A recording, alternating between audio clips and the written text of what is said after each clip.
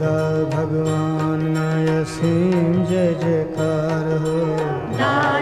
કારણ કે એનાથી ખોટું થાય નહીં એટલે દાદાશ્રી ના, કુદરતની ઈચ્છા એવી છે કે એને ઊંચી ગતિમાં લઈ જવો છે, એટલે એને પહેલેથી ઠોકર મારીને ઠેકાણે રાખે, અને પેલાને નીચી ગતિમાં લઈ જવો છે એટલે એને મદદ કર્યા કરે. તમને સમજણ ના પડી? ખુલાસો થયો કે નહીં થયું? ત્યારે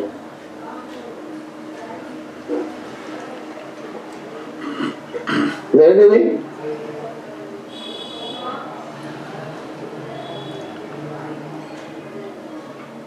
નથી નરેન્દ્રભાઈ શું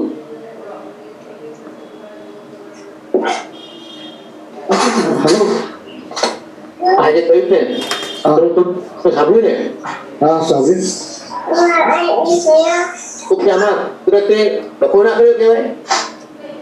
ના, કુદરત ડખો ના કર્યો. કુદરતે ડખો આમાં જે વૃત્તિ લઈ જવા માટે પેલાને ભલે આ તો આપણે તો વાત ચાલે છે, એમાં કુદરતે જો પેલાને ઉપર લઈ જવો હતો, એવું કહ્યું અલગ, પેલાને ઉપર લઈ જવો હતો એટલે એને પકડાઈ દીધો, પેલા નીચે લઈ જવો હતો એટલે એને ના પકડાયો.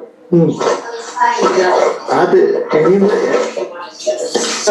કયું નામ તો એના જ્ઞાનના આધારે ન પકડાયો, અને જ્ઞાનના આધારે એની જે ભ્રાંતિ હતી, એનું જે કુદ્રષ્ટિ હતી એના લીધે ના પકડાય. કુદરત ક્યાં, કુદરત ક્યાં? ના, કુદરત આની અંદર શું કર્યું દાદા, એટલે એમાં પેલું બે વસ્તુ હોય એમાં કે આપણે પોતાના અનુભવ કે આપણે અંદર તમને ધારો કે ફોર એક્ઝામ્પલ કે તમને ભગવાનની ભક્તિ કરવાનો કે મોક્ષનો એમ હોય, જ્ઞાન ના હોય કે ભાઈ અજ્ઞાન હોય તો એનો પેલો હોય ને બીજે બહાર સાંભળ્યું હોય કે મોક્ષનો એનો હેતુ હોય, ખબર કે ભાઈ હવે એનો એ હેતુ છે, પણ જોડે જોડે પાછું બીજાનું એ જોવે પોતાનો એમ શું છે તેની બાજુનું ઊંચે કેવો તેવો, પણ જોડે જોડે બીજાનું જોવે પેલાનું કે કોઈ ચોરી કરતો જોવે એટલે પેલાને એમ થાય કે આનાથી ઈઝી મળે છે, એટલે કે કોઈક વખત એ ચોરી કરવા ગયો એટલે કુદરત ત્યાં આગળ એને પેલાને હેલ્પ શું કરે કે પકડાઈ દે. કારણ કે પેલાનું મેઇન વસ્તુ શું છે, પેલાને એ જ જવું છે. સંગ અને એ પાછું અજ્ઞાન દશામાં શું છે, બસ એટલા માટે આપણે તો કહ્યું છે ને પેલું કે સંગ તેવો રંગ, કે સંગ તમે સારા માણસનો કરજો. શાસ્ત્રોમાં શું કે ભાઈ સંગ તમે સારા માણસનો કરજો. તો સારા માણસનો સંગ કેમ કરે કે એની જોડે સારી વેલ્યુ ને સારું પેલું એને ખબર પડે, એટલે એમાંથી એ રીતના ઊંચો આવે સંગ જેવી રીતના. એટલે પેલું સાંભળ્યું હોય આ હોય એટલે એ પેલી બાજુ હોય, પણ જોડે જોડે શું થાય જગતની અંદર પેલાનું બીજા બધાનું જોવે એટલે પેલા પાસે જોડે જતા કે હારું આપણે ચોરી કરી હોય તો સારું ઈઝી મળે છે, એવો કોઈક વખત પેલો કરવા ગયો એટલે કુદરત તે વખત એને પેલા પકડાઈ દે એવું કે છે. ખ્યાલ આવે ને? હા, બરાબર. તે વખતે કુદરત પેલાને ઊંચે લઈ જવાનો છે એટલે એને હેલ્પ કરો. કોક વખત વાળો હોય, અને પેલાને શું હોય, પેલાને પૂર્વજન્મનો પેલા ચોર એ હોય એને તો એમ જ હોય કે એને એમ જ હોય કે આ મારે ચોરી કરીને જ આમાં બહુ સારું છે, ચોરી કરીને જ એ કરે પૂર્વજન્મ એવું કે મારે ચોરી કરીને જ તો આ કરવા જેવું છે, કારણ કે આમ જ લોકો લહેર કરે છે. આવું ભ્રષ્ટાચાર કે આવું અત્યારે લાચુસ્પરનું જોવે તો કેટલાય લોકોને એવું થાય કે આ લાચુસ્પર લેવાથી તો ઇઝીલી આ બધું થાય, એટલે પછી એને એ જ સંજોગો બધા મળી રહે પકડાય નહીં. એટલે આપણે કોઈક વખત વાળાને માટે આ કુદરત એને ઊંચે લઈ જવાનું હોય એટલે પકડાય નહીં. બરાબર.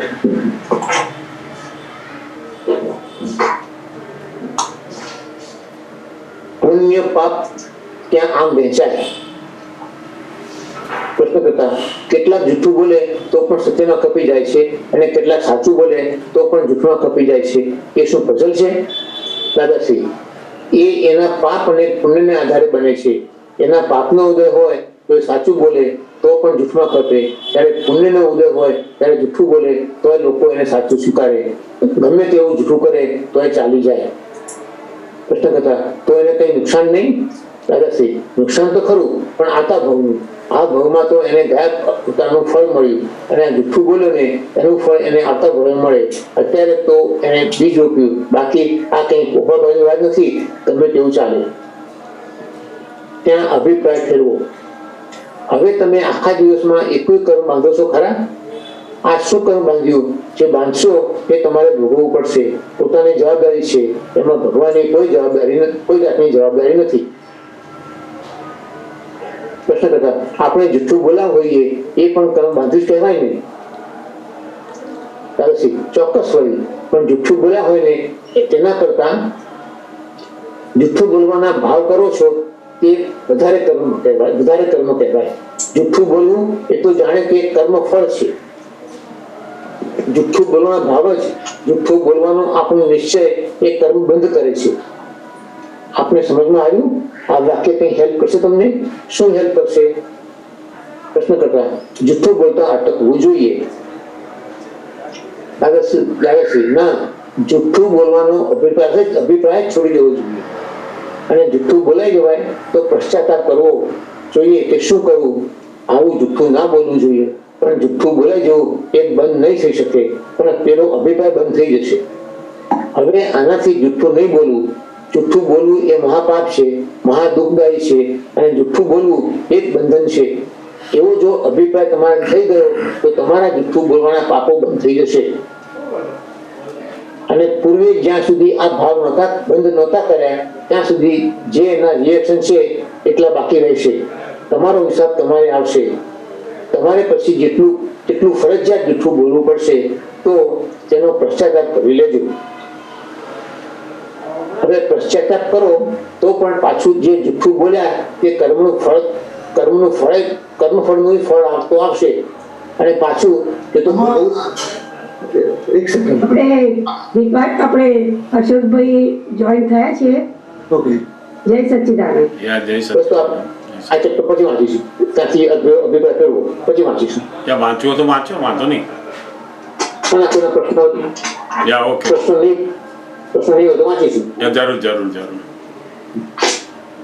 જરૂર.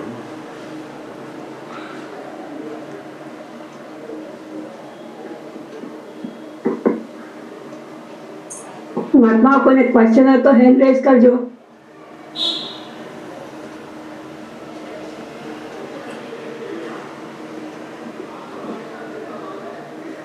પછી સવાલ ના હોય તો પછી આગળ વાંચીએ. એક જ મિનિટ મુકુલભાઈ.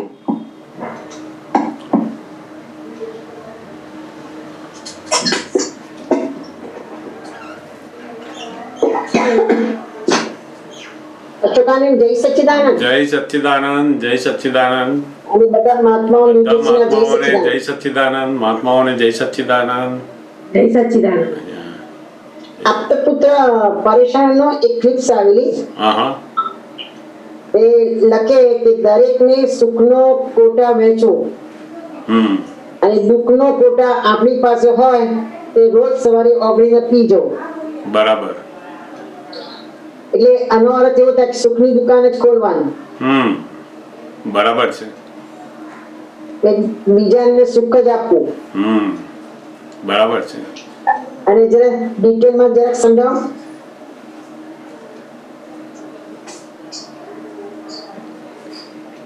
મોટા ભાગે આપણે શું વેચીએ છીએ? શું દુઃખ. આથી એ બંધ કરવાનું, એના બદલે સુખ વેચવાનું. આવે દુઃખ વેચવાનું બંધ કરવાનું અને સુખ વેચો બધાને. કોટા હોય તો ને આપણને તો બહુ કોટા ઉત્પન્ન થયો ને. આપણે તો અચ્છા, અને આપણને તો શુદ્ધાત્માનું જ્ઞાન મળ્યું એટલે દુઃખનો કોટા બિલકુલ આપણી પાસે છે જ નહીં. હવે સુખે સુખ છે. આ તો બહુ ઢગલાબંધ સુખ અંદર શરૂ થયું આપણે તો હવે. એટલે તો આપણે બધા કહીએ છીએ ને ભરપટ સુખ. અને આ સુખ તો કેવું, આ તો નિરાકુરતા વાળું સુખ. પાછું જગતના સુખોમાં તો આકુરતા વ્યાકુરતા હોય બધી પાછી. એક બાજુ આમ સુખ ભોગવતો હોય મેં આકુળ વ્યાકુળ હોય પાછું, અને આપણું તો નિરાકુળતા વાળું સુખ. એટલે આપણને તો જે ફાઇલો ભેગી થાય એની સુખ વેચવાનું કે, અને સુખ વેચવાનું એટલે શું, તો કે આપણે કેમ કરીને એનું દુઃખ ઓછું થાય એવી ભાવના રાખવાની. આપણી જે ભાવના છે ને એ પેલી અંદર રાખવાની છે કે ઓહો આપણા જેવું સુખ એને મળે, એના દુઃખો પણ ઓછા થાય. એ ભાવના મૂકી અંદર એ સુખ વેચ્યું કહેવાય. આપણે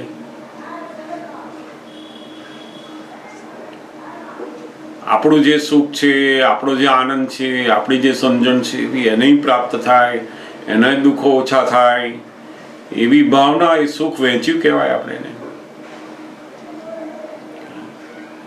અને બને ત્યાં સુધી આપણે તો આપણી ફાઇલ નંબર 1 ને કહેવાનું કે એને મદદરૂપ થાવ, એને સારું થાય એવું થાવ. એમાં કોઈ પણ માણસને એના દુઃખ ઓછા કરવામાં તમે નિમિત્ત બનો કે કરો, કેમ કરીને એને મદદરૂપ થઈએ એટલે એના દુઃખ ઓછા થાય. એવી રીતના બીજાને બોજારૂપ ના થઈએ એ સૌથી મોટામાં મોટું સુખ આપ્યું કહેવાય કે છે. દાદા ભગવાન શું કે આપણે ઘરમાં હોઈએ, બહાર હોઈએ, જેની જોડે હોઈએ ત્યાં બિલકુલ આપણે કોઈને બોજારૂપ ના થયા, એ એને સુખ આપ્યું, એને દુઃખ ઊભું કર્યું નહીં. આપણે એને સમજો ને, એટલે એવી રીતના સુખ આપતા જવાનું. આપણે તો હોય તો આપે નહીં, જેની પાસે જે હોય એ આપે બિચારા, શું કરે. અને મહાત્માઓ પાસે તો ભરપટ સુખ શરૂ થયું હવે આપણે, અને તે નિરાકુરતા વાળું સુખ, ઝંઝટ વગરનું. એટલે આપણે તો એવી જબરદસ્ત સરસ ભાવનાઓ થાય, જે માણસ આવ્યો હોય એને સંતોષ આપી શકીએ, એ બહુ મોટું સુખ આપ્યું કહેવાય. જે ફાઇલો ભેગી થાય એને આપણે સંતોષ આપીએ એને, એટલે એ સુખ આપ્યા બરાબર છે. કોકની 2 વાત સાંભળો ને એને સંતોષ થાય ને, એ સુખ આપ્યું. એને સુખ લાગે ને એમાં, મારી વાત કેટલી શાંતિથી આપણે સાંભળી. એનું દુઃખ હોય, એની કોઈ વાત હોય ને આપણે સાંભળી સરસ રીતે આનંદથી, એને લાગે કે ઓહો બહુ મને સુખ આપ્યું. આ જ સુખ આપ્યું કહેવાય. દુઃખી માણસ એ તો હંમેશા પોતાનું જ વિચારે ને, બીજાનું ક્યાં વિચારે. એ તો જે સુખીઓ હોય એને થાય કે બીજાનું વિચારો. ભૂખ્યો માણસ હોય. એટલે દાદા કહેતા હતા કે આ જમાનામાં આપણે કઈ જગ્યાએ રડવું હોય એવી જગ્યા નથી. કોઈ ક્યાંથી મળે? કોઈ વાત મૂકવી હોય તો જગ્યા નથી. તો ક્યાંથી મળે? કારણ કે એની વાત કેવી જ હોય, એની મૂકવી હોય. બધા મૂકનારા ભેગા થયા હોય તો પછી મૂકે ક્યાં આગળ? તો સાંભળનારા નહીં ને, બિલકુલ ના હોય ને, બધાને ઓખવું જ હોય. એને જગતમાં કેવું હોય તો દુઃખ જ એટલું બધું છે એને. આ કાળ કર્મો અને એવા સંજોગો ઉભા થયા છે કે એને દુઃખ જ દુઃખ. અને બર પટ્ટી બધા નર્યા અણસમજણમાં દુઃખો એટલા બધા અંદર ઉભા થયેલા છે કે માણસ શું કરે એમાં. ભલા માણસો નહીં થઈ. એ તો આપણને દાદા ભગવાનની કૃપાથી આજે સમજણ, જ્ઞાન, એમની કૃપા કામ કરે છે ને, એટલે આપણે આ દુઃખમાંથી બહાર નીકળ્યા. બધાય સુખ લેવા માંગતા હોય, પેલો કે મને સુખ આપો, પેલો કે મને સુખ આપો, પેલો કે મને સુખ આપો. પણ બધાય ભિખારી જેવું. પેલા કે તું મને પૈસા આપ, તું મને. ભિખારી પાસે માંગે તો શું મળે? એના જેવું હતું પહેલા તો. એટલે દાદા કે મહાત્માઓનું ગજબનું હવે શરૂ થયું. એવું અંદર પોતાનું દુઃખ ઊભું થતું નથી. દુઃખ સમય પોતે સમજીને એનો નિકાલ કરી નાખે છે. પી જાય છે એટલે નિકાલ કરે છે એનો. સમજણથી આ પીવાઈ જાય છે અને એ દુઃખનો નિકાલ થઈ ગયો એટલે રહીશું સુખ જ એની પાસે નથી. ઘણી વાર ઓફિસમાં કંટાળ્યો હોય ને કોકની જોડે ઝઘડો થયો હોય ને તો ઘેર આવીને દુઃખ કાઢે. એટલે ભાઈ ઘરના જોડે શું, પણ એને બિચારાને ભરાયું હોય તો શું કરે? એની જગ્યા જ્યાં કાઢવાની લાગે ત્યાં જ કાઢે ને. એ પાછો એને કાઢવું છે એવું નહીં, પણ ભરેલું એ જ છે. એની પાસે જે સામાન છે એ નીકળે છે એની પાસેથી. એટલે મહાત્માઓને તો બહુ મોટી વસ્તુ થઈ ગઈ. હવે દુઃખ પીવાનું એટલે કે પીવાનું કશું ગળવાનું નહીં, આ તો જ્ઞાનથી ગળાઈ જ જાય. આપણે તો સંભાવે નિકાલ વ્યવસ્થિત આજ્ઞા ધર્મથી બધું પીવાઈ જ જાય, એની મેળે જ પીવાઈ જાય. અને તે પીવાય એટલે કેવું પાછું તો કોઈ દુઃખ પીવાય અને છતાંય આપણે દુઃખી થઈએ નહીં. આ ક્રમિક માર્ગમાં બધા જે સહન કરે ને એ દુઃખ પીવે ખરા બહારથી, પણ એ અંદર દુઃખી જ હોય પાછો. આ તો આપણે તો મહાત્મા દુઃખ પીએ ખરા, પણ બિલકુલ દુઃખ લાગે નહીં. એ દુઃખ કન્વર્ટ થઈ જાય અમૃતમાં. જેટલું દુઃખ પીધું ને એટલો સજીવન થયો, અમૃત અમર થયો. જેટલું પેલું દુઃખ પીધું, કડવું પીધું, પ્રતિકૂળતાઓ પીધી, એમ પેલો અમર બનતો ગયો છે અહીંયા તો. કારણ કે આ વચ્ચે પેલું આજ્ઞા ધર્મ મૂકી દીધો છે એમણે. નહીં તો આ કાળમાં તો કોની એવી શક્તિ હોય કે દુઃખ પીવે? કોઈ પીવે નહીં ને. કોણ પીવે? કોઈ દુઃખ પીવા તૈયાર ના થાય. આ તો આપણને એવી અંદર શક્તિ મૂકી છે, એવું જ્ઞાનનું મૂક્યું છે કે આમ દુઃખ પીએ ને કન્વર્ટ થાય છે પેલા નિરાકુરતામાં, પેલા આનંદમાં, પેલી સ્થિરતામાં, બધું કન્વર્ટ થાય છે ત્યાંથી. એટલે જ ફાઈ ગયા ને આપણે કે ઓહો દાદા ભગવાનની અદ્ભુત કૃપા આપણને કામ કરે છે. નહીં તો એક એક દુઃખ ઓળંગવું, એક એક દુઃખ પીવું એ તો બહુ મુશ્કેલ. આનો કળિયુગમાં માણસની શક્તિ જ કેટલી કે દુઃખ પીવે. સેજ આગ દૂર પડી હોય ને તો હરગી જાય અહીંયા ટેટો. આ કાળમાં તો એવી શક્તિ ક્યાંથી લાવી?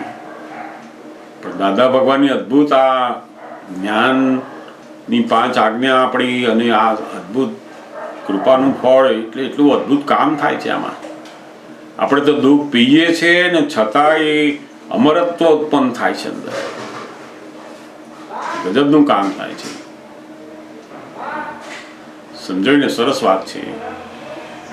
જય સચ્ચિદાનંદ. જય સચ્ચિદાનંદ.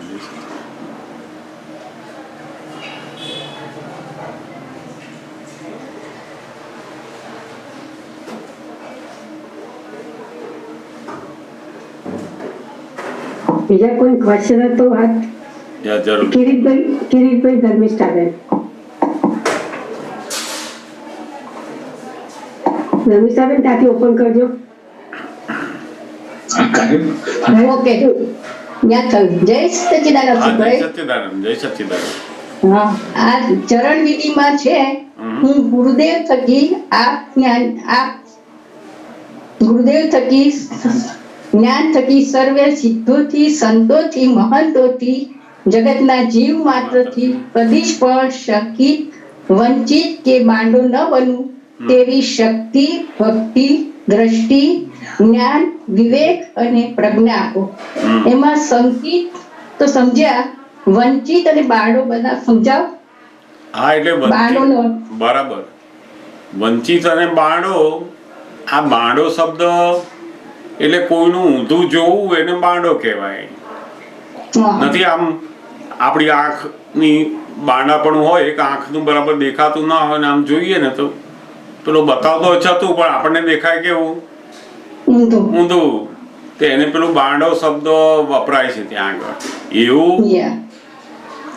એવું લોકોનું વર્તન ને આપણે પેલું બાંડાપણાથી જે જોઈએ છે ને એનું ઊંધા રીતે જોઈએ છે આપણે, એ બાંડાપણું કહેવાય.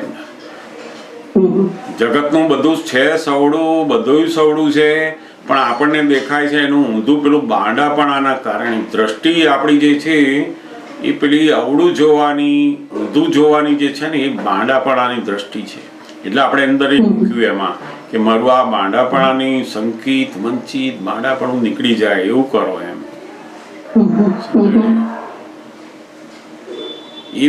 એ બાંડો શબ્દ ત્યાં લાગુ પડે છે ને. અને આ જે વંચિત છે એટલે આપણે જેનાથી દૂર રહેવું, આમ મને જરૂર નથી આની. બરાબર. વંચિત, મને આની કશી જરૂર નથી, અંદર એવું રહેતું હતું ને એ વંચિત પણ બધું. આ માણસ આવ્યો નથી સારો, વંચિત, એનાથી દૂર રહો. ચલો, એ વંચિત પણ એક જાતનો દ્વેષ ભરેલો હોય અંદર.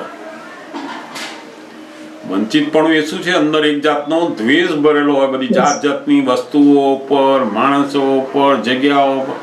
એ વંચિત પણ અંદર ઊભું થઈ જાય જોઈને જ એને. તો એ આપણે કહીએ છીએ કે હવે એવું મને ના હોય, વંચિત પણ ના હોય, જે મળ્યું હોય, જે જગ્યા માણસો સંભાવે નિકાલમાં હોય એમ કે આપણે જાય ને.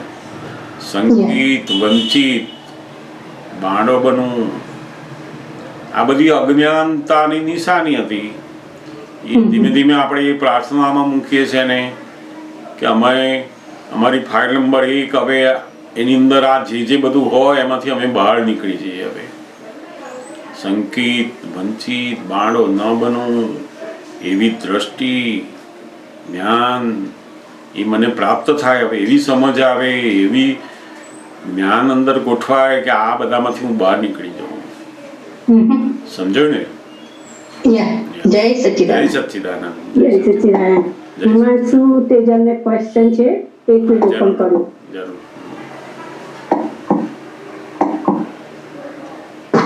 જય સચ્ચિદાનંદ. હા, જય સચ્ચિદાનંદ. જય આપણી કૃપાની વાત કરી ને, દાદાએ આપણે 5 આજ્ઞા પાડીએ તો કૃપા દાદાની વધે. ગઈકાલે પેલી ઓડિયો દાદાની સાંભળતો હતો પણ થોડું કટ થઈ ગયું. બરાબર. દાદા કહ્યું કે તમારો પ્રેમ અમારી ઉપર જેટલો હોય કૃપા વધે, પણ એવું એક્ઝેક્ટલી બોલ્યા નહોતા, એમાં કટ થઈ ગયું હતું. એટલે એ બાબતની વાત કરો ને કે આપણને આખો દિવસ દાદા ઉપર ઓહો થતો હોય, દાદા યાદ આવતા હોય તો પણ એમની કૃપા આપણી ઉપર વધે છે. આ કૃપા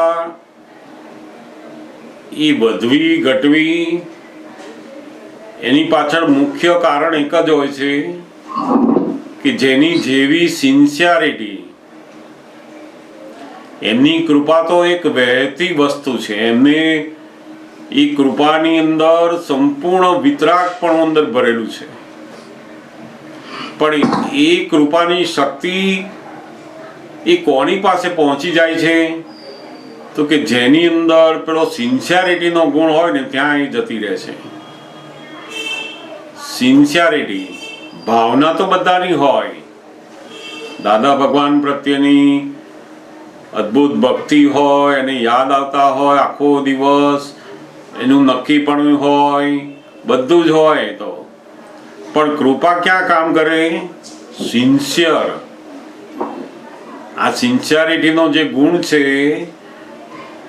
એની અંદર એ પેલી કૃપાનું શક્તિ બધી કામ કરતી હોય છે. જેની જેટલી નિષ્ઠા, સિન્સિયરિટી અંદર આવી એટલી પેલી કૃપા તરત એ બાજુ આવતી રહે ને એની મેળે જ કામ કર્યા કરીએ. સિન્સિયરિટી એ બહુ મોટો ગુણ છે કે જે જ્ઞાનીના કૃપાના પાત્ર બની જઈએ છે. એમાં સિન્સિયરિટી, જેમ નહીં ઓફિસમાં કામ કરતા હોય 10 જણા, પણ અમુક માણસ હોય ને આખી જિંદગી સિન્સિયર રહેતો હોય તો એનો બોસ શું કરે? માની તો થઈ જાય કે ના થઈ જાય? કામ તો બધા કરે છે, પણ પેલાની સિન્સિયરિટી જુએ કે આ ગરમીમાં, ઠંડીમાં, વરસાદમાં બધામાં પણ એ કોઈ કામ ચૂકતો નથી મારું. એની સિન્સિયરિટી જુએ ને તો પેલો બોસ હોવું એ થઈ જાય. હવે એ બોસને કઈ આના ઉપર ખુશ થવું છે એવું નથી, ખુશ થઈ જવાય. પેલો સિન્સિયરિટીનો ગુણ આવે ને ત્યાં પેલી ખુશી એની મેળે જ આવે. એવું જ્ઞાનીઓને પણ એમને કોઈ એમના નામ માટે, એના માટે નહીં પણ પેલાનું કલ્યાણ થવા માટેની ખુશી થાય કે ઓહો એની સિન્સિયરિટી કેવી પડે એમ. એટલે એ સિન્સિયરિટીથી એ પેલામાં આવી જાય છે કૃપાની અંદર. જેટલો મહાત્માઓનો, જે વ્યક્તિઓનો જબરજસ્ત સિન્સિયરિટીનો ગુણ અંદર પ્રગટ થયો એ સિન્સિયરિટીના ગુણથી જ એને આ દાદા ભગવાનની કૃપાની શક્તિ કામ કરતી શરૂ થઈ જાય પછી. સમજાય નહીં? આશીષ શું કે આપણામાં સિન્સિયરિટી કેટલી છે એની આપણને અંદર તપાસ કેવી રીતે ખબર પડે? બધું જ ખબર પડે પોતાને. ના સિન્સિયરિટી એટલે શું? બોલે ખરો કે હું આમ કરીશ તેમ કરીશ, અને પછી કલાક પછી કે હવે કાલે કરીશ. આપણે ના સમજીએ કેટલી સિન્સિયરિટી છે. સિન્સિયરિટી પોતાની અંદર તો બધું જ ખબર પડે કે આમાં સિન્સિયર નથી. જેટલી વસ્તુમાં આપણે સિન્સિયર થયા ને એ વસ્તુ જીતાઈ ગઈ, આપણા અધીન થઈ ગઈ એ ખ્યાલ આવ્યો. અને જેટલું આપણે સિન્સિયરિટી નથી આવી એટલું આપણે એને હજુ અધીન છે. હજુ સિન્સિયરિટી એને તો એક વાર અંદર થયું કે આમ કરવાનું, એની મેં કર, ગમે તેવા સંજોગો બદલાય બધા, પણ એ પોતાનું છોડે નહીં. સિન્સિયર એને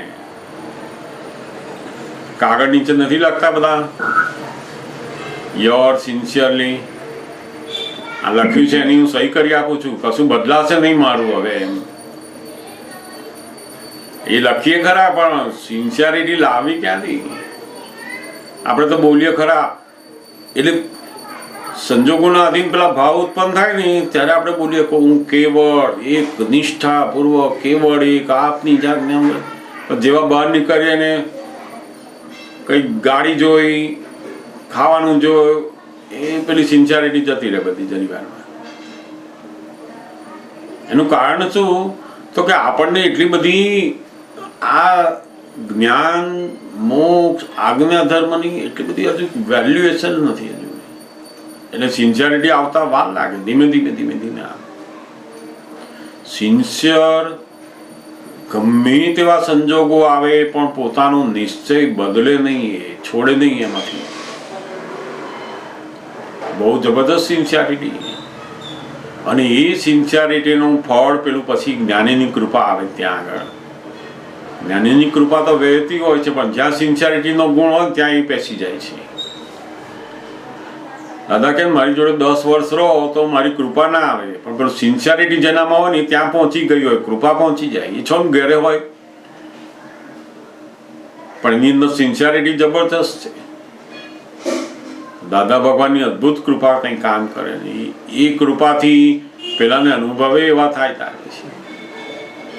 એને એટલું બધું અંદર અહો અહો દાદા એને ત્યાં એની જોડે જોડે દેખાયા કરે પછી. એટલે 5 આજ્ઞા તમે જેટલો સંજોગમાં રહ્યા એ સિન્સિયરિટી એ થયું ને, જેટલું તમે સમય આજ્ઞામાં ગયો. સંજોગો રખાવડાવે આજ્ઞામાં એ જુદું ને તમે રહો એ જુદું. જ્યાં એવા સંજોગો હોય બિલકુલ લખાવે નહીં એવા સંજોગો ઉભા થાય અંદર, અને છતાંય તમે કહો કે ના વ્યવસ્થિતની આજ્ઞામાં જ રહેવાનું છું, તો અંદર બૂમા બૂમ ચાલે બધું, જાત જાતનું લોકો કે તમે અંદર બૂમ પાડે, હવે તમે પેલું વ્યવસ્થિત જ એ પેલી સિન્સિયરિટીથી રહ્યા અંદર આજ્ઞા ધર્મમાં. એટલે જે સંજોગોમાં આજ્ઞા રહે નહીં એવી હતી તોય તમે રહ્યા. સિન્સિયરિટી છોડી નહીં. તમે જે નક્કી કરેલું છે એ તમે છોડો નહીં, એ સિન્સિયરિટી. જેમ આપણે કામ ઉપર જવાનું હોય તો ક્યાં સિન્સિયર રહીએ, કારણ કે એમાં ખબર છે કે સિન્સિયર નહીં રહે તો કાઢી મૂકશે હમણાં જોબ ઉપરથી, અને નીકળી જોબ જતી રહી તો શું થાય બધું ખબર છે એ બધું. એટલે મન આડું અવડું છે, દુખતું બતાવે, માથું દુખતું તો હોય કે દવા લઈ લઈશ પડશે, આમાં જવું પડશે. સિન્સિયરિટી તૂટે નહીં એમાં, કારણ કે બધા પરિણામ બધું દેખાય છે એમાં. એટલે જે સંજોગો આડા અવડા આવે ને તોય પોતાનો ધ્યેય છોડે નહીં, સિન્સિયરિટી પણ છે પેલું. અને એ સિન્સિયરિટી પણ બહુ મજબૂત મન થી પોતાને કરવું પડે કે મારું મન મજબૂત, મને મોક્ષે જવું છે, પછી આ દેહનું જે થવાનું થાય, આ સંસારનું જે થવાનું થાય, અહીં ખોટ જશે બધું અંદર તો ધમસાણ માટે આમ નહીં કરો ને આમ થઈ જશે ને તેમ થઈ તો બધું દેખાડે આપણને, પણ તો એની સામે પેલો સિન્સિયરિટી રહે એની કે નહીં મારું ધ્યેય આ છે ને મારે એ જ કરવાનું છે, તું ગમે તે બૂમ પાડને. સંજોગો આપણને આજ્ઞામાં રહેવામાં અનુકૂળતા રાખે છે અને આપણે આજ્ઞામાં રહીએ છીએ, એમાં સિન્સિયરિટી પણ નથી. સંજોગો એવા ઊભા થાય કે આ સંસારના બધા સુખો તૂટી ગયા હોય અને એ વખતે પેલી આજ્ઞામાં રહેવાનું હોય. આ તો ઘર બાર પૈસા ઘરના બધું આપણે સેફ સાઈડ મૂકીને આપણે બેઠા હોઈએ તો એ તો આજ્ઞા વર્તે જ જાય. હમણાં બધા સંજોગો એવા પ્રતિકૂળ ઊભા થાય અને ત્યાંય પોતાનો આજ્ઞા ધર્મ બિલકુલ છોડે નહીં. જ્યારે પેલી સિન્સિયરિટી ગજબની કહેવાય એમ. જ્યારે પોતાના બુદ્ધિનું, પોતાના મનનું, પોતાના શરીરનું, પોતાના અહમનું પણ કશું જ ધ્યાન આપે નહીં, એ મને જ્ઞાનીની આજ્ઞા છે એ જ જે થવાનું એ થાય, એ પેલી સિન્સિયરિટીનો ગુણ આવ્યો. અને એ ગુણથી દાદા ભગવાનની અદ્ભુત કૃપા ઉતરે પછી. ભાવના તો બધાની હોય, એ ભાવના રહેવી એ વસ્તુ અલગ છે. તો દરેક હૃદયવાળા માણસોની ભાવના સરસ હોય તો, પણ ધીમે ધીમે ધીમે એને સત્સંગથી સમજણથી આ સિન્સિયરિટીના ગુણમાં આવ્યો તો ગજબનું કામ થાય. પછી એ કૃપા, એ કહે છે ને દાદા ભગવાનની કૃપા એ કેવું અમારા જેવી દશામાં લાવતા જાય તમને. તમારો નિશ્ચય, તમારો સિન્સિયરિટીનો ગુણ એ જ મારા જેવો તમને બનાવે. પછી તમે જાતે કશું મહેનત કરવા જાવ જલ્દી નહીં થાય. પેલી કૃપાનું શક્તિ અંદર આવશે ને તો ગજબ. જેમ પેલા કશું આવડતું ના હોય પણ એના સાહેબની કૃપા પાસ થઈ જાય, માર્ક મૂકી જાય, નોકરી એ મળી જાય, બધું થઈ જાય. છો ને આવડત ના હોય નહીં, મૂળ પેલું કૃપા કામ કરી એની પાછળ. એટલે એ કૃપા પેલી ભાવનાથી, ભાવથી, એ બધાથી નથી આવતી, પેલી સિન્સિયરિટીના ગુણથી આવે છે. સમજાયું ને? ધીમે ધીમે આ સિન્સિયરિટીનો ગુણ વધારતા જવાનો. આપણે સમજતા જઈશું એમ વધશે તરત જ. પછી સિન્સિયર, મેં જે નક્કી કર્યું છે એમાં ચૂકાય કેમ, એમ કરતા કરતા વધશે. પછી ઘરેથી બોલ્યા ને બહાર નીકળ્યા એટલે આમાં ભૂલી ગયા તો સિન્સિયર જ કઈ રહ્યા એમાં. તમે શુદ્ધાત્મા જોવાનું તો તે સિન્સિયર હવે એને રહેવાનું છે. મેં જે બોલી છું, મેં દાદા પાસે જે પ્રાર્થના કરી છે એને હું સિન્સિયર રહેવાની છું. સરસ વાત છે. પાયલ દેસાઈને ક્વેશ્ચન છે. હા, જરૂર જરૂર. પાયલબેન ખુલજો. જય સચ્ચિદાનંદ. જય સચ્ચિદાનંદ. જય સચ્ચિદાનંદ. મારી માટે કટ થઈ ગયેલું. પહેલા તમે કીધું કે દુઃખ પીવાનું, એ દુઃખ પીવાનું કેવી રીતે કરવાનું? દુઃખ પીવાનું એટલે આપણે આપણી ફાઇલ નંબર 1 ને દુઃખ લાગે છે અને આપણે શુદ્ધ આત્મા છે અને મારા જ કર્મના ઉદયથી આ મને પીવાનું આવ્યું છે. પેલો તો પીવડાવનારો નિમિત્ત છે, આપણને દુઃખ આપનારો નિમિત્ત છે. એવી સમજ રહી એ આપણે દુઃખ પીધું કહેવાય એને. ઓકે. હા. અને બીજું પૂછ્યું હતું કે તમે કીધું એક બીજા દિવસે કે બુદ્ધિશાળી માણસ અને હાર્ટલી માણસ, એ બે માણસો હોય. એવા બે સાથે હોય, તમે હાર્ટલી માણસ હો પણ તમે બુદ્ધિશાળી પણ હો, એવું પણ હોય? હોઈ શકે. બુદ્ધિશાળી હોય ને હાર્ટલી હોય, પણ એની બુદ્ધિ કેવી હોય? સવડી ચાલેલી હોય. બધી બુદ્ધિ હોય ખરી પણ સવડી બુદ્ધિ વાળો હોય, એનું હાર્ટ જળવાઈ રહે, બધું હૃદય જળવાઈ રહે, હૃદય સારું રહે. આવડી બુદ્ધિ ઊભી થાય ને એમ હૃદયની ભાવનાઓ બધી ખલાસ થતી જાય, હૃદય ખલાસ થતું જાય. હાર્ટેલી માણસ ના રહે. પછી બધી કુબુદ્ધિ ઊભી થાય, ઊંધી બુદ્ધિ ઊભી થાય ને બધી, પછી પેલું હૃદય ના રહે. બીજાને દુઃખ આપતો હોય તો એને કશું અસર થાય નહીં, કારણ કે પેલી કુબુદ્ધિ ઊભી થઈ હવે એની. પોતાનું જ જોવાનું બસ. કુબુદ્ધિ એટલે એનું પેલું હૃદય બંધ થઈ જાય ધીમે ધીમે ધીમે ધીમે કરતું. પણ ઘણા કોઈ માણસ એવા પણ હોઈ શકે જેની સારી બુદ્ધિ હોય, સવળી બુદ્ધિ હોય, લોકોને ઉપકારી બુદ્ધિ હોય, તેનું હૃદય પણ સરસ હોય. બંને હોઈ શકે. સમજાયું ને?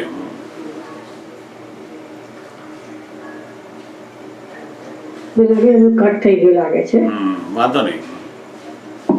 નેક્સ્ટ અર્ચના રાઠોડ.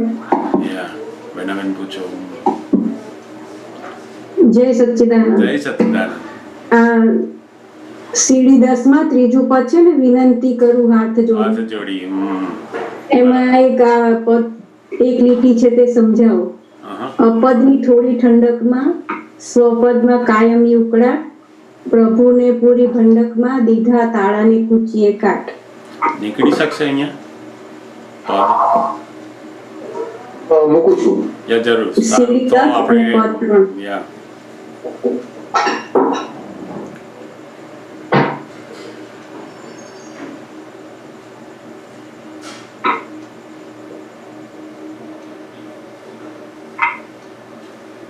વિનંતી હાથ જોડી કરો, ન કરશો કોઈની બદબોઈ.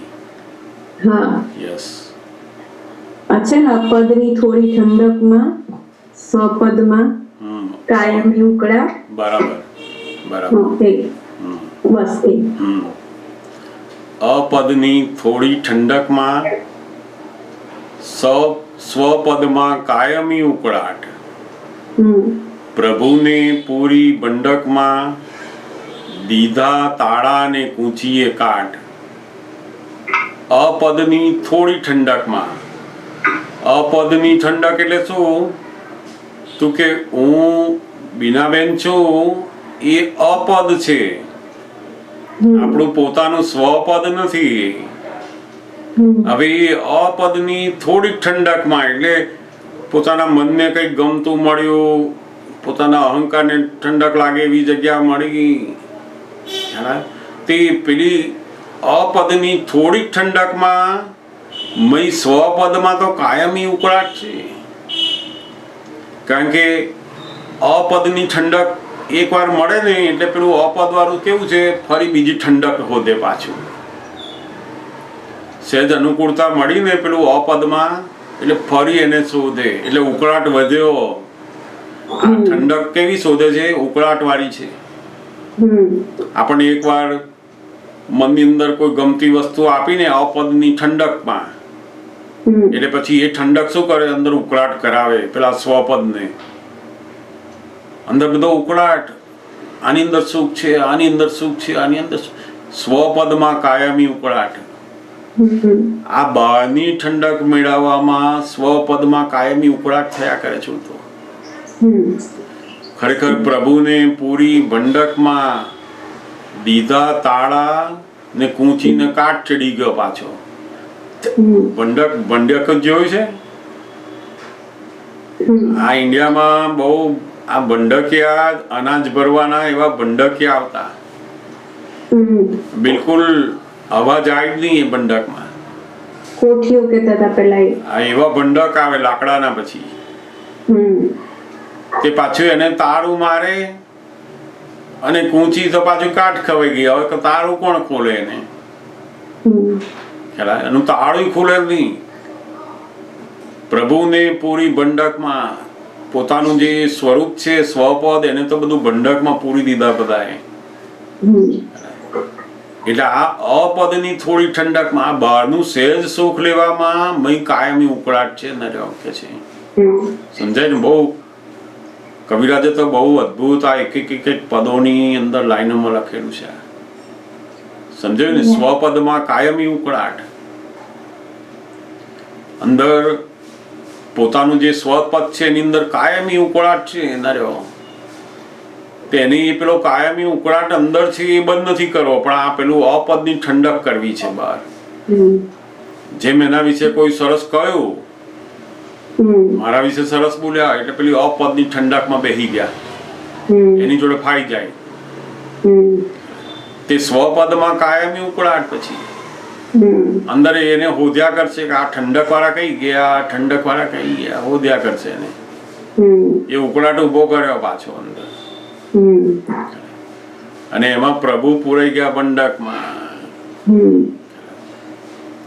એટલે આ જગતના જે લોકો જ્ઞાનીને યોગ થયો નથી એની સ્થિતિ કેવી છે તો કે આવી છે કે છે. લોકો બહારની સહેજ થોડી અપદની ઠંડકમાં અંદરનો કાયમી ઉકળાટ અનુભવે છે. ઘેર સોફા બરાબર નથી તેની ઠંડક કરવા જાય તો એ લાવે તો કરો, પણ 100 પદમાં ઉકળાટ પાછો. કોક બીજાના જુએ આના કરતા તા સારા, તે પાછો એનો એ જ ઉકળાટ.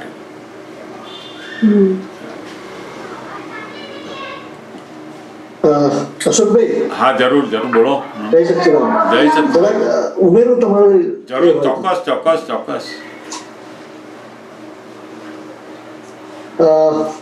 અપદની થોડી ઠંડક એટલે શું કે આ સંસારિક ભૌતિક સુખોની અંદર એના સુખ માટે સ્વપદ એટલે બધું આત્માનું સુખ એમાં એનો ઉકળાટ. બંધકમાં પૂરીને એટલે જે જ્ઞાનાવરણ, દર્શનાવરણ, મોહની અને અંતરાય કર્મ, ખાલી જે ઘાતી કર્મો છે એના બંધકમાં પૂરી અને તાળા અને કુચીએ કાઢ એટલે રોંગ જે માન્યતાઓ છે અને માન્યતાઓ પાછો આડાઈને એ છે એ એનો કાટ ચડી ગયો. એટલે કોઈ જ્ઞાની પુરુષ મળે તો એ પેલો એનો ઉદો એ કરે, એમાં કાટ થઈ ગયો. બરાબર છે, બહુ સુંદર. નેક્સ્ટ હેમાબેન. ઈશ્વર આપણે વાસુદેવભાઈને કહેજો કે આપ્તસૂત્ર પુસ્તક, નાનું પુસ્તક ઈશ્વરભાઈએ છાપેલું એ 3823 હેમાબેન, એ નાના પુસ્તકો ખરા ને, જે આપણું મોટું પુસ્તક ખરું ને આપતસૂત્રનું, સેમ એમાં નંબર ને બધું સેમ જ છે, સેમ પુસ્તકનું જ છે, મોટા પુસ્તકનું જ છે.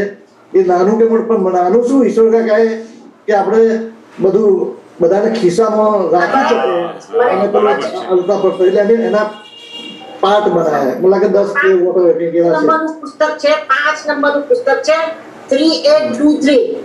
જસ્ટ નંબર જ આપણે ખાસ number is the same thing, તો આપણે નંબર બના એ મોટા પુસ્તકનું જ છે. બરાબર. નરેન્દ્રભાઈ, થોડાક નંબર બદલાયા છે એમને એ તો પેલું પ્રિન્ટિંગ ની અંદર જરા એ થયું હશે. હા, ના થોડાક નંબર બદલાયા મને ખબર છે. મેં કેટલું એડિટિંગ કરી હતું મને ખબર છે. થોડાક અમુક આપતસૂત્રો ડબલ થતા હતા, થોડા કાઢી નાખે એવું છે. પણ નંબર સેમ નથી રાખ્યા. ના, નંબર નથી રાખ્યા, નંબર બદલી બદલી વાંધો નહીં, નંબર જોઈએ આપણે શું છે નંબર પણ જોઈએ. બહુ મોટો ફેર નથી, એ 5-15 સ્ત્રોત નીકળ્યા છે. બરાબર. જ્યાં સુધી ઇગોઇઝમ છે ત્યાં સુધી આત્માની પ્રત્યક્ષ શક્તિ મળતી નથી. 3823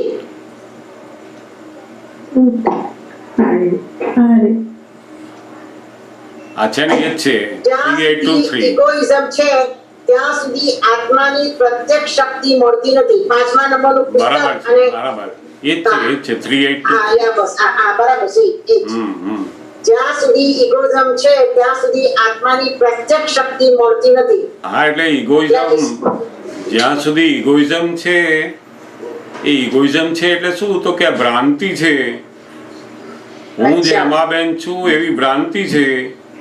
ત્યાં સુધી આત્મા અનંત શક્તિ વાળો છે તો એની શક્તિ નો આપણે ઉપયોગ થતો નથી. એનો અનુભવ, એનું ચાખવાનો, એનું સુખ, કશો અનુભવ થતો નથી એનો. કારણ કે પેલું ઇગોઇઝમ એ જ એનું બહુ મોટું દર્શનાવરણ કર્મ થઈ ગયું છે. એટલે હવે ત્યાંથી આત્માની શક્તિ એને મળે નહીં પ્રત્યક્ષ. આત્મા છે ખરો પણ પ્રત્યક્ષ થયેલો નથી, પેલો ઇગોઇઝમના આવરણથી ઢંકાઈ ગયેલો છે. એટલે ઇગોઇઝમ ગયા પછી પેલી આત્માની જે પ્રત્યક્ષ શક્તિ છે એ બહાર આવે છે. કઈ શક્તિ તો કે પેલી પ્રજ્ઞા સ્વરૂપે જે શક્તિ આપણને પ્રગટ થાય છે ને એ આત્માની પ્રત્યક્ષ શક્તિ શરૂ થઈ ગયા. આજે આત્માની પ્રત્યક્ષ શક્તિની વાત કરે છે ને, એ શક્તિ કઈ તો કે પ્રજ્ઞા શક્તિ. એ પણ ક્યારે આપણે ઉપયોગ કરતા નથી. ના, ઉપયોગ શરૂ થયો, આપણો ઇગોઇઝમ ગયો અને આપણે આત્માની પ્રત્યક્ષ શક્તિ આપણને ઉત્પન્ન થઈ હવે આ પ્રજ્ઞા તરીકે. હા, એ તો બરાબર છે. ઇગોઇઝમ, હું હેમાબેન છું એવો જે ઇગોઇઝમ હતો એ તૂટી ગયો, તારે તો આ થયું. બરાબર છે. એટલે જગતના લોકોને જ્યાં સુધી ઇગોઇઝમ છે, હું જ કરું છું અને આ હું જ છું એવું, ત્યાં સુધી પેલી આત્માની પ્રત્યક્ષ શક્તિ અંદર ઉત્પન્ન થાય નહીં. આત્મા છે ખરો, પણ એની જે શક્તિ પ્રગટ થવી જોઈએ, પ્રત્યક્ષ થવી જોઈએ, એ નથી થતી. એ બાહ્યમુખીમાંથી આપણે અંતર્મુખી થયા. અંતર્મુખી તો થયા. હવે હેમાબેન કશું પણ કરતા હોય ને એટલે તરત પેલું અંદર ચેતવે છે, પ્રત્યક્ષ થઈ છે. આત્માની શક્તિ કેવી થઈ છે? બરાબર છે, ચેતવે છે. પ્રત્યક્ષ થવું એટલે શું? ચેતવવું. સહેજ આડાવડા થાય ને એટલે પેલું બૂમ પાડે અંદરથી. પ્રત્યક્ષ થઈ છે માટે આત્મા શક્તિ વાળો છે, પણ પ્રત્યક્ષ થયો નથી. તો મહાત્માઓને શું થયું તો કે એ આત્માની શક્તિ પ્રત્યક્ષ થઈ ગઈ કહેવાય. હવે એ પ્રજ્ઞા સ્વરૂપે ખુલ્લી થઈ, કારણ કે પેલો ઇગોઇઝમ જતો રહ્યો. સમજાય ને? જ્યાં સુધી ઇગોઇઝમ છે ત્યાં સુધી શક્તિ મળતી નથી, એને હોવા છતાંય મળતી નથી. પેલું ઇગોઇઝમ નું આવરણ ખસે નહીં ત્યાં સુધી આ શક્તિ એની પ્રત્યક્ષ થાય નહીં. કાર્યકારી થવી, પ્રત્યક્ષ થવું એટલે કાર્યકારી થવી. આપણને કાર્યકારી થઈ અત્યારે. સમજાય ને? સરસ વાતો હોય દાદા ભગવાન. નાના નાના સૂત્રોમાં પણ ઘણી બધી વાતો એમણે મૂકેલી હોય છે.